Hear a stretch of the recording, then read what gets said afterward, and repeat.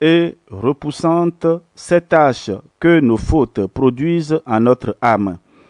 Nos péchés corrompent tellement notre âme que saint Augustin va jusqu'à dire « L'odeur d'un chien mort est préférable à celle qu'exhale une âme pécheresse devant Dieu. » C'est pourquoi le prophète Isaïe, en parlant aux pécheurs, les exhorte à se laver et se purifier à la fontaine de vie. Mais quelle est cette fontaine de vie si ce n'est pas le sang vivifiant et purifiant de l'agneau immaculé où se plongent les âmes pour en sortir purifiées de toute souillure? Le sang du Rédempteur est comparé à une source qui n'est ni fermée ni cachée, mais ouverte et visible à tous. C'est ainsi que le prophète Zacharie voit cette fontaine en esprit fournir en abondance les eaux qui doivent purifier les âmes. Ces eaux sont déversées ensuite avec profusion dans toutes les parties de la maison du véritable Jacob, qui est l'Église. Sa principale destination est d'enlever à nos âmes les souillures du péché. Faut-il qu'il s'en trouve encore qui veuillent rester dans leurs impuretés et qui refusent d'approcher de cette source bienfaisante de salut?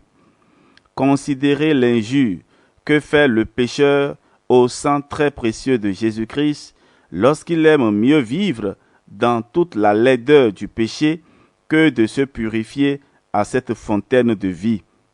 Réveillez-vous, c'est pour vous que cette fontaine est ouverte. Venez, lavez-vous et purifiez-vous. Ce n'est pas une fontaine. Le sang de Jésus-Christ est un vaste fleuve et mieux encore, une mer profonde, sans bornes et sans rivage, qui inonde et couvre toute la terre. Car la miséricorde divine qui distribue ce sang précieux n'a pas de limite.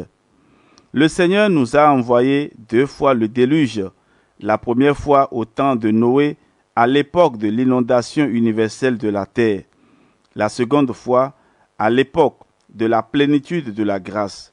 Le Verbe fait homme envoya encore le déluge dans ce monde, une grâce surabondante et l'effusion de son sang.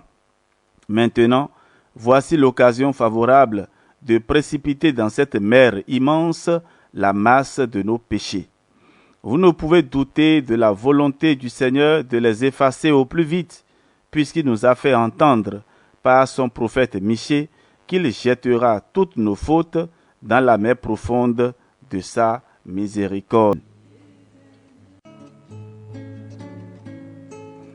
Litanie du précieux sang de Jésus-Christ. Seigneur, aie pitié de nous. Jésus-Christ, aie pitié de nous. Seigneur, aie pitié de nous. Jésus-Christ, écoutez-nous. Jésus-Christ, exaucez-nous. Père céleste qui êtes Dieu, aie pitié de nous. Fils rédempteur du monde qui êtes Dieu, aie pitié de nous. Esprit Saint qui êtes Dieu, aie pitié de nous.